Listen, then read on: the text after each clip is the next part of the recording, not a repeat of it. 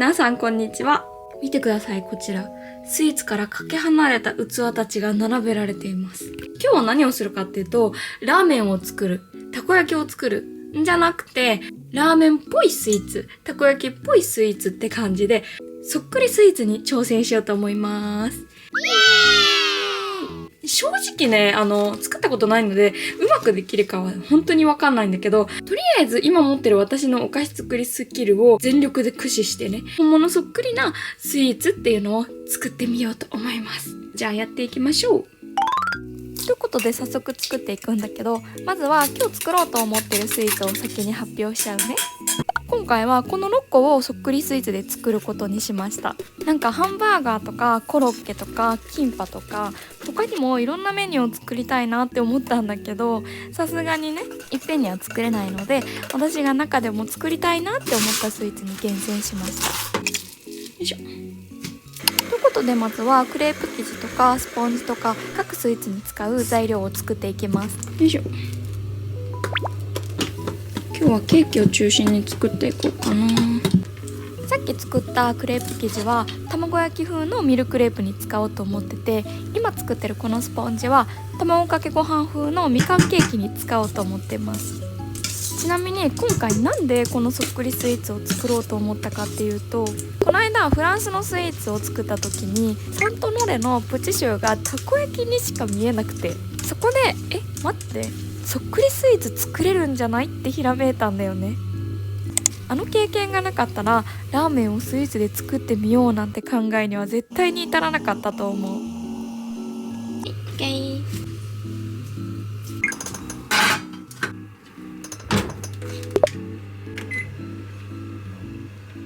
プレーンのスポンジ生地を焼いてる間に、次は抹茶のスポンジ生地を作っていきます。これはラーメン風の抹茶ケーキに使います。てかそっくりスイーツといえばみんな知ってるか分かんないけど、Is It Cakeっていう海外のそっくりスイーツのバラエティ番組がめっちゃ好きで、ネットフリックスでよく見てたの。出演者がバッグとか靴とか何でも本物そっくりに作っちゃうの。それを見てすごいなとか思いつつ、いつかやってみたいなって思ってたんだよね。あそこまですごいのは技術とか道具とかの問題から無理だと思うんだけど、今日その小さな夢を叶えちゃいたいなって思って。待って、ちょうど焼けた。じゃーん、ちょうどスポンジが焼けました。ということでこれは冷ましておいて、入れ替えでこの抹茶スポンジを焼いていきます。めっちゃいい香り。先を急ぎましょう。よしぼー。じゃあ焼いてきます。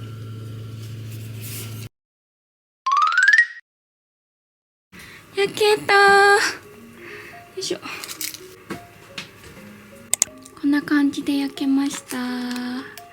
めちゃくちゃ美味しそうです。曇っちゃった。ちょっとこれは粗熱が取れたらラップをしておいてきます。そしたら次はプチクッキーシューを作っていきます。もちろんこれはたこ焼きのそっくりスイーツにします。前にサントノレを作ってるからほぼ 100% たこ焼きのデコレーションはできるかなとは思ってるんだけど、焼いた時にちゃんとまん丸く膨らむかっていうのが一番不安なんだよね。お相手しましょう。そしたら少しずつ卵を加えていきます。たこ焼きってことでできるだけまん丸に近づけたいから、生地が緩くなりすぎないようにっていうのを特に注意しました。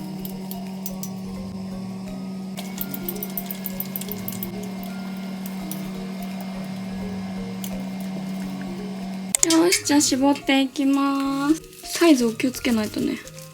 なるべくちっちゃめに。クッキーシューは焼き上がった時に一回り大きくなるから、多分ねこのくらいがちょうどいいんだよね。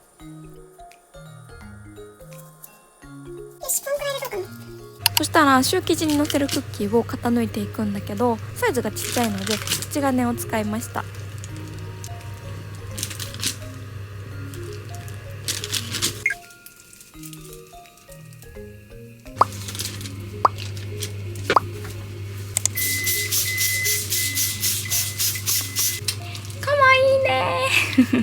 並びがめっちゃ可愛い。これでサイズがねちょうどよくなってくれることを本当に祈ります。次は滑らかプリンを作ります。これは茶碗蒸しのそっくりスイーツにしちゃいます。プリンを茶碗蒸しにするっていうのは一番難易度が低いんじゃないかな。よし、そろそろいいかな。せーの。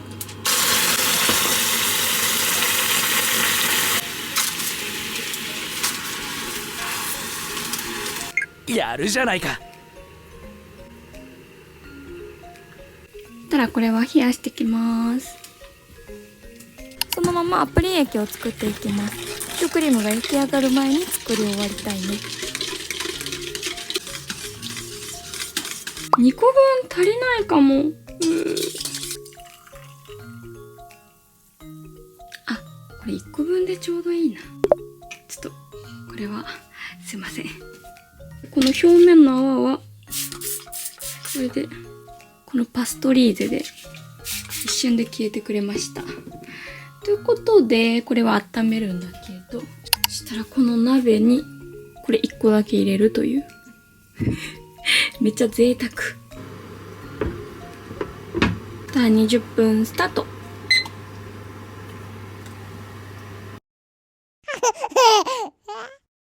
したらいよいよスポンジを傾いていきます。ちょっとスポンジが分厚いんだよな。このサイズでね、まずくり抜いていきます。やっぱスポンジ分厚いな今回。さあ何になるのでしょうか。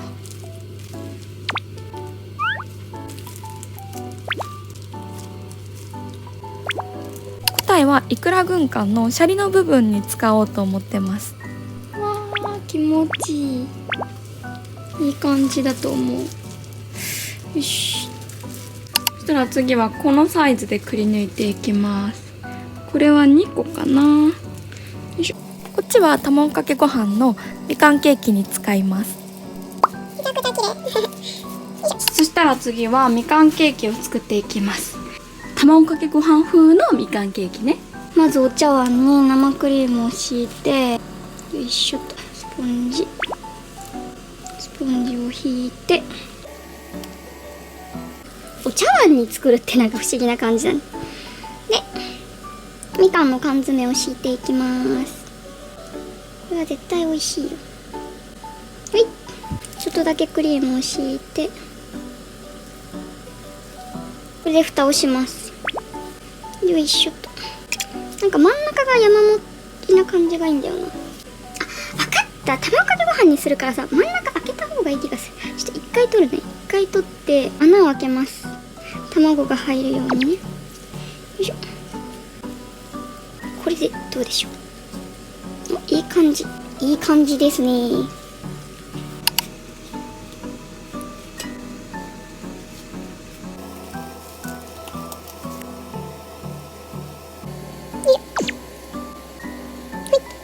でこうやって乗せると、でちょっと山盛りのご飯になるようにね。あとはクリームを周りに塗っていきます。なんかこういう時用にさ、ミニ回転台みたいなの欲しいな。よくちっちゃいサイズのさナッペも最近するから、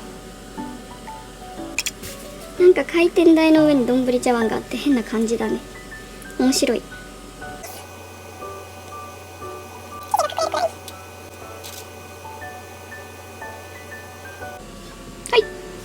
いい感じです。もう一個やっちゃおう。この器めっちゃ可愛くない？この間川越に行った時にさ、一目惚れして買った茶碗なんだけど、めっちゃ可愛くないこれ。普段あんまり動画に出演できない子たちだから、こうやってお披露目できて光栄ですね。そしたらこれは一旦冷やしておきます。出来上がりが楽しみですね。じゃーん、クッキーシューが焼けました。こんな感じです。上の段はなんか高さが低い感じな気がする。これとかめっちゃまん丸じゃない？全部こんな感じでふっくりまん丸にね焼けてくれたらよかったんだけど。よいしょ。プリンが焼けました。じゃーん。絶妙になんか茶碗蒸しっぽくない？茶碗蒸しとプリンって本当に誤差。熱っ！熱い。ししたらディプロマットクリームを作っていきます。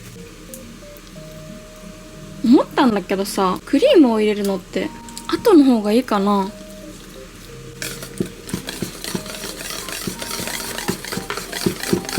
美味しそうなディプロマットクリームができました。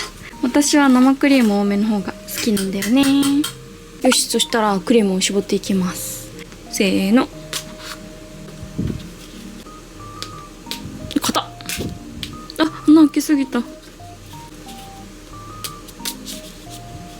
私こういう時さ、しっかり並べて順番にやるみたいなことを絶対しないから、どこ穴開けたっけみたいに何回もなってさ、こういうところ性格出るよね。じゃあ穴を開け終わったのでクリームを絞っていきます。こ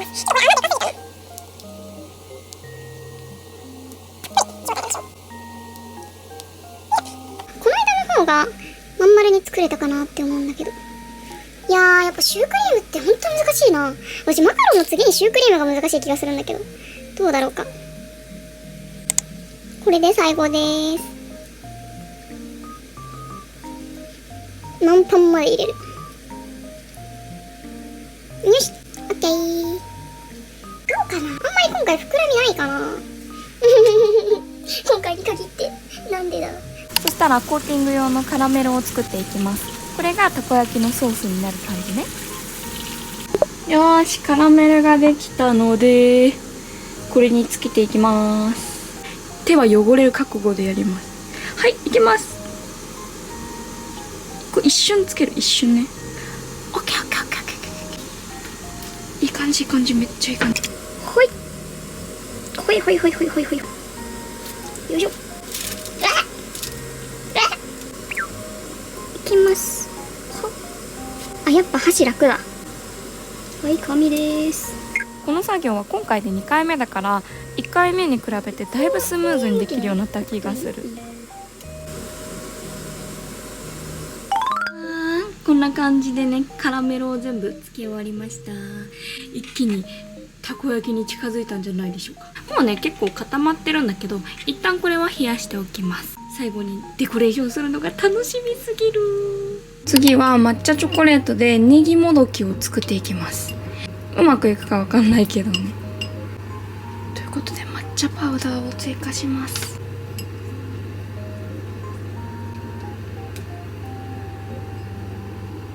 後でピーラーで削ってネギみたいにしたいので、この細長い型に流し入れて冷やしてきます。この薄いベージュのは鰹節になる予定です。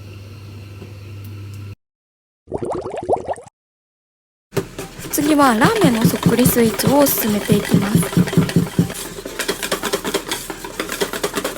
抹茶クリームができました。美味しそう。そ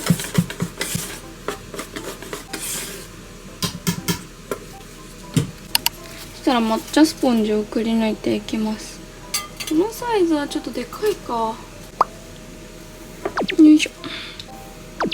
美味しそう、抹茶のスポンジが。結構分厚いね。よーし、じゃあやっていきますまたなんか異様な光景なんだけど、お菓子作ってるとは思えない光景ですね。なんかちっちゃいな。いやー、やっぱりナッペをしないってめっちゃ楽なんだけど。丼ケーキを流行らせたい。見た目気にしない人はもうね、丼でケーキ作ってください。麺とか汁とかも含めて、ラーメンは全体的に和系寄りの構成で統一しようかなって思ってます。1枚が分厚いから半分に切ってきた。ちょっとなるべく薄く塗っていきます。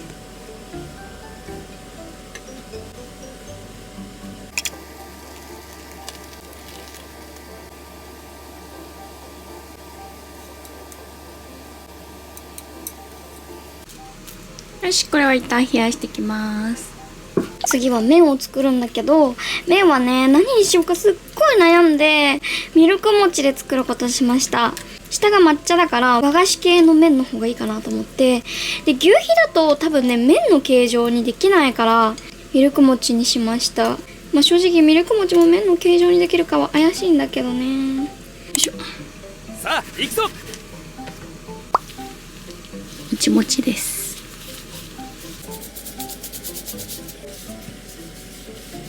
こうやってちょっとずつ伸ばしていきます。待って、めっちゃいい感じじゃない？もうちょっと細くしようか。待って、いい感じかもしれん。いい感じかもしれんのわい。どう？面になってきてる。色もめっちゃいい感じじゃん。やばいねこれ。よし、結構長い面になったよ。これ引っ張ったらちぎれそうだからもう器に移しちゃいます。ちょっとどうやって麺っぽく、どうやったら麺っぽくなるんだ。こんな感じ。あ、でも結構麺じゃない？ちょっと待って、結構麺なのでは？ということでまだまだ作っていきましょうか。よいしょ。やばい、このお菓子作りめっちゃ楽しいんだけど、そっくりスイーツ楽しすぎる。なんかお菓子作りっていうより、なんかなんていうの、図工みたいな。なんか小学生とかに戻った気分だな。職人になった気分で伸ばしていきます。果たして私は何を目指しているのでしょうか。いい感じに麺を敷いていきたいんだよね。あと隙間を空けたくないんだよね。いい感じになってきてますよ。見てください皆さん、これラーメンでしょこれ。てかラーメンじゃなくても作れそう。なんか油そばとかさ、そういうのでもいけそう。見て、もうプロになってきてない？麺職人じゃない？ちょっとどうだろう、もうちょっとだけやる？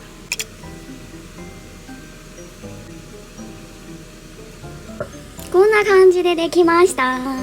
これはラーメンなのでは？麺ができたところで一旦ね、これは冷やしていきたいと思います。よーい、そしたらまずはたこ焼きをデコレーションしていきます。それっぽく見せるためにちゃんとこの船皿を買っておいたので、ここにどんどん入れていきます。待って、たこ焼きですよねこれ。たこ焼きじゃん。はい、たこ焼き一丁ですね。少々お待ちください。はい、こんな感じでね、器によそえたので、ここからねトッピングをしていきます。さっき余ったねスポンジの生地をこうやってね砕いていきます。これは青のり風にしていこうかなと。よし、まずはマヨネーズからやっていきます。マヨネーズホワイトチョコのペンでいいかな。待って、最高にマヨネーズなんだけど。やばい、楽しいこれ。よし、そんで青のりを慎重に振りかけますと。待って、たこ焼きなんだけど。たら冷やしてたねこのチョコレートを取っていきます。よいしょよいしょ。ピーラーを使ってそれっぽくチョコを削って、こっちの薄い茶色のチョコレートは鰹節の代わりとして使おうと思ってます。でこっちの抹茶チョコレートの方はネギの代わりとして使おうと思ってます。この削り方でねだいぶ変わってくる。待って、めっちゃネギっぽくない？見てこれ。天才すぎる。楽しいこれ。そしたら作った薬味をたこ焼きに振りかけていきます。全然落ちない。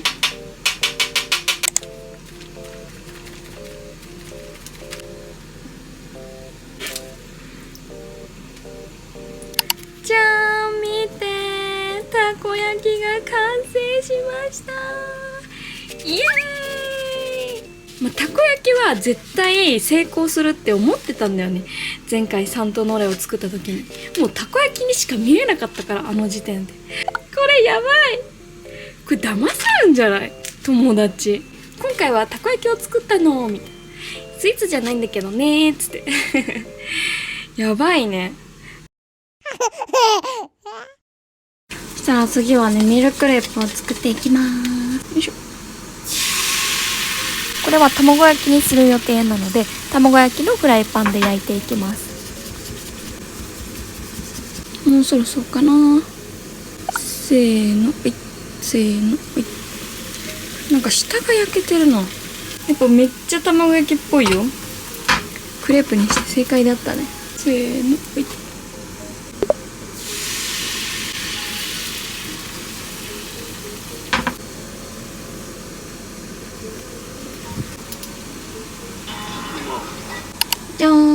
こんな感じでクレープ生地が全部焼けました。めっちゃ卵焼きじゃない？ちょっと楽しみだね、卵焼き組み立てるの。ってことでこれは冷やしてきます。で、なんとブラックココアパウダーで黒い生地も作っておいたので、今からこれも焼いていきます。これは軍艦の海苔の部分にしたいんだよね。真っ暗で何にも見えない。これは海苔になるのでしょうかね。なんかちょっと焼き色つけた方が海苔っぽくなりそうなので、できるだけつけます。はい。まあどうだろう、これちょっと焼きすぎちゃったかな。どう？これ海苔っぽくないですか？わかんないけど、でも海苔でやるならもうこれしかないんじゃないかって思ったんだよね、私。ほい。それではですね、今日一番の鬼畜作業に入っていきます。今から米粒を作ります。何で作るかっていうと、マシュマロフォンダンで作っていきます。これでね、マシュマロフォンダンちぎってこういう形にしていくんです。これね、はい。わかりますか？ここです。これをね、たくさん作っていきます。相当長い戦いになるかなと思っております。ここで引くわけには。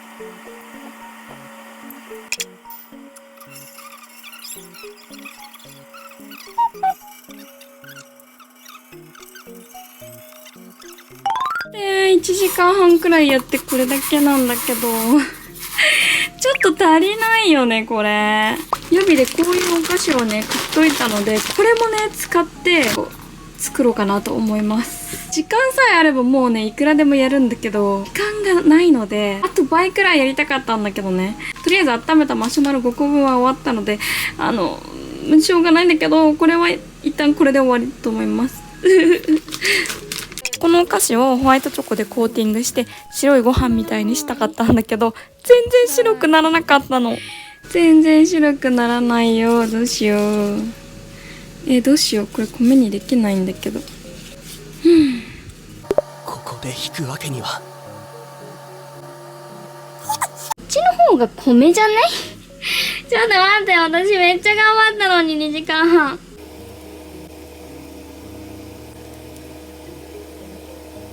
ねえ見て、これ一切使わないで白ご飯になっちゃったんだけど、もう見て、これ普通にご飯じゃない、お米じゃない。ちょっとショックなんだけど。シクシクシク。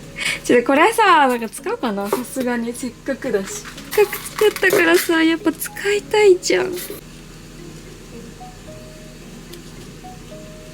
でも待って、ちょっとこう混ぜることで米っぽくなってるかもしれない。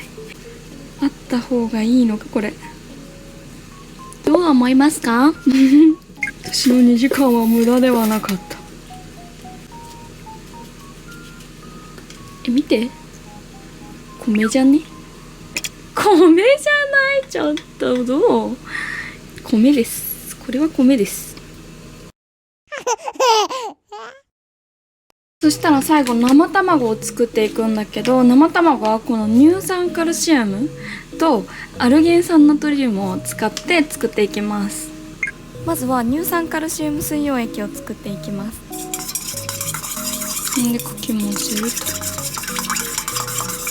今回オレンジケーキなので、このオレンジジュースで卵の黄身を作っていきます。こっちにはアルギン酸ナトリウムを溶かしていきます。アルギン酸ナトリウムはめちゃくちゃ溶解しにくいので、ブレンダーとかを使って一気に攪拌するのをおすすめします。よし、オッケー。黄身はこのスプーンで作っていきます。まず乳酸カルシウム水溶液にこうやってちょっと触れて、オレンジジュースを入れる。カルシウム水溶液につけながら、ちょっと揺らしながら、丸く整えながら落とす。見てー、卵黄ができましたオレンジジュースの卵黄です。で、これ水につけて洗います。よいしょ。これは人工いくらの作り方の応用で、やり方はしてたんだけど実際にやったことはなかったから、実は前日にちょっと練習したんだよね。アルギン酸ナトリウムも乳酸カルシウムも濃度がちょっとずれると綺麗に作れないから、そこは結構調整しました。こんなに卵黄を作りました。ちょっと1個割ってみようか。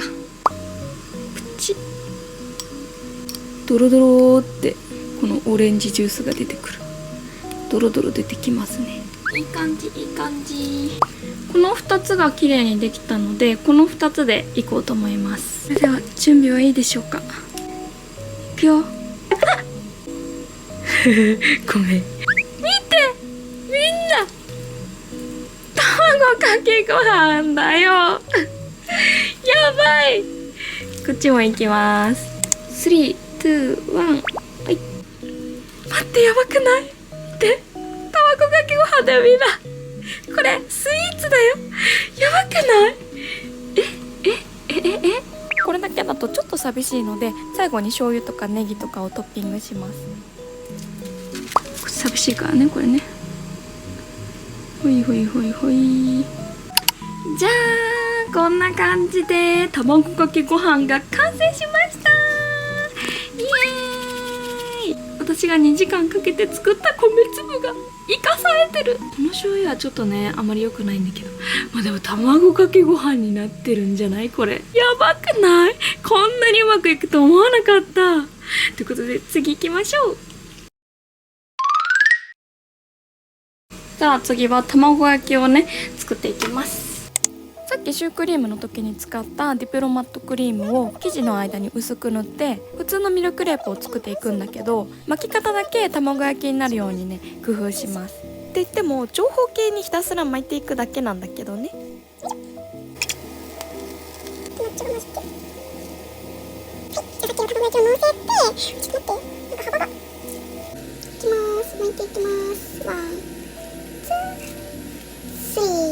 大統領になったらね。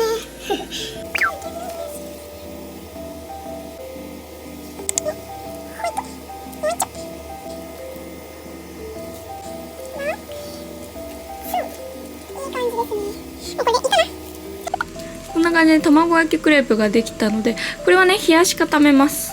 冷やした後にしっかり冷やした後にカットします。でこれ卵焼きっぽくここ押さえたいんだけど、押さえられるようななんかものないかな。ここにこうピシッてさ、これいいでしょこれ。いや、あんま良くないか。これで冷やしておきます。次はね、シャリを作ってます。こうやって緩めの生クリームにつけて、よいしょ。これで、ね、2段に重ねるのです。でなるべく潰すと。だって箸が使いやすすぎる。箸使いやす。みんなも箸でやって。シャリができたので器に移して、今度は軍艦の海苔を巻いていきます。ここで合っていますように。やっぱ海苔っぽくない？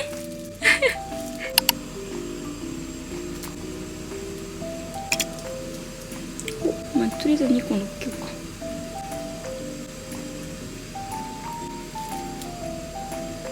こんな感じで軍艦のベースができたので、ここから具をね、作っていきます。まずはもちろんイクラです。かき氷のいちごのやつ、まずは使っていきます。でこれだけだとね、赤って感じだから、ちょっと黒を足して醤油っぽくします。ちょっと色が薄かったからね、着色は足しました。いきます。さっきオレンジジュースで黄身を作ったのと同じ要領で人工イクラを作っていきます。でスポイトとかがないので、私はこうやってスプーンで少しずつ垂らして作りました。どう？イクラじゃない？これ宝石のように輝いていらっしゃいます。よいしょ。そしたらしっかり水を切って盛り付けます。じゃーん、こんな感じですやばくない？これ本当はラズベリーピューレで作ろうかなとも思ったんだけど、液体が半透明の方がいくらっぽくなるかなと思っていちごシロップにしたんだよね。赤色のいちごジュースみたいなのがあったら一番良かったんだけどね。さっき米にしようとして失敗したやつにね、チョコレートをちょっとだけ足して納豆みたいな感じにしてきました。これはいい発想なんではないでしょうか。ちょっと粘りが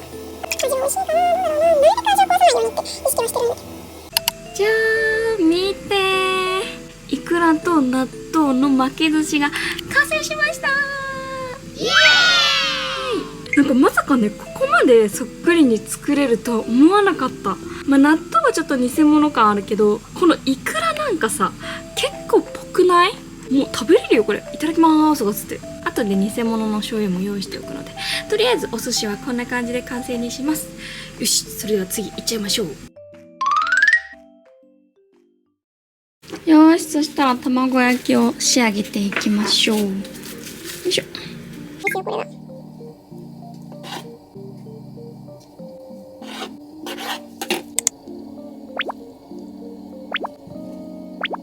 できた。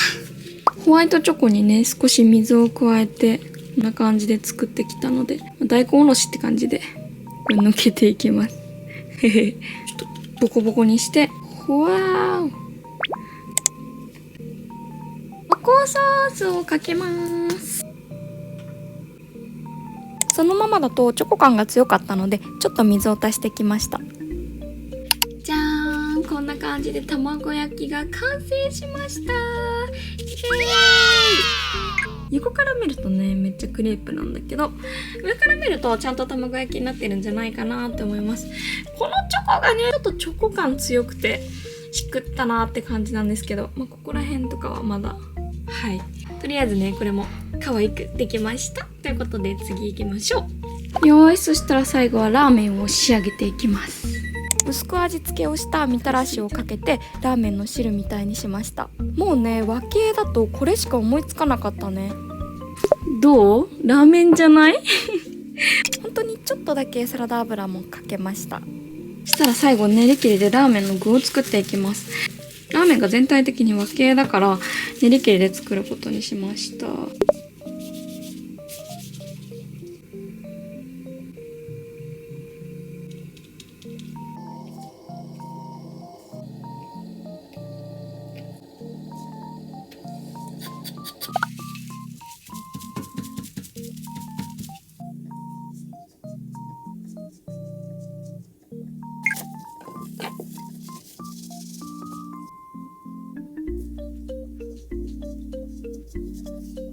とりあえずチャーシューとメンマとナルトを3種類をね作ったので、これをトッピングしていきます。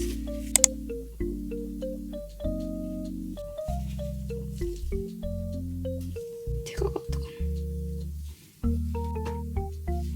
へえ、やばいやばい。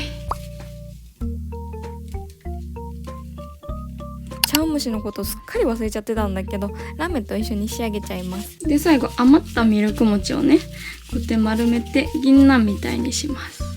栗かな、銀杏じゃなくて。よいしょ、こうやって乗っけようかな。じゃーん、ラーメンと茶碗蒸しが完成しました。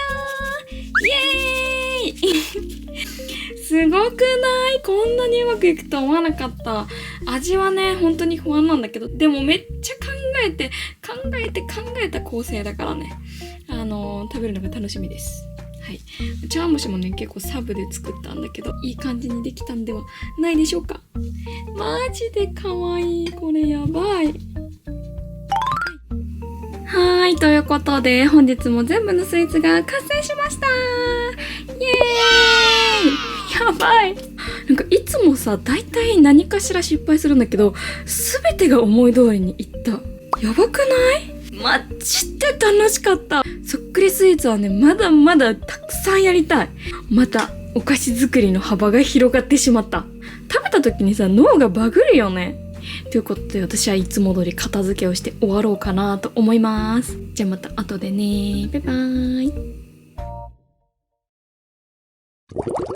本日のお昼ご飯でございます。